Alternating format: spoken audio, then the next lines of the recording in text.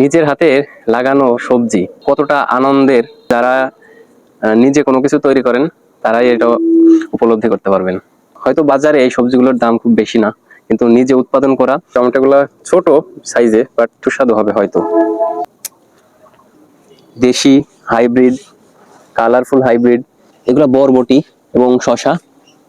খাওয়ার জন্য পুঁইশাক আনছিলাম, সেখান থেকে 2টা ডাল লাগাইছিলাম। পুঁইশাকের মেচড়ি অলরেডি হয়েছে, কিছুদিন পরে হারভেস্ট করতে পারবো। এই লাউ গাছটা খুব সুন্দরভাবে বেড়ে উঠছিল, দূরে সম্পূর্ণ লাউয়ের পাতাগুলা খেয়ে ফেলছে। নিজ হাতে রোপণ করা দেশি শশা।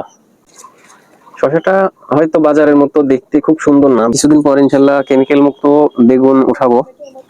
সিম গাছেও মাশাআল্লাহ প্রচুর পরিমাণে ফলন এসেছে। ধরন ফলের সত্যি অবাক করার মতো।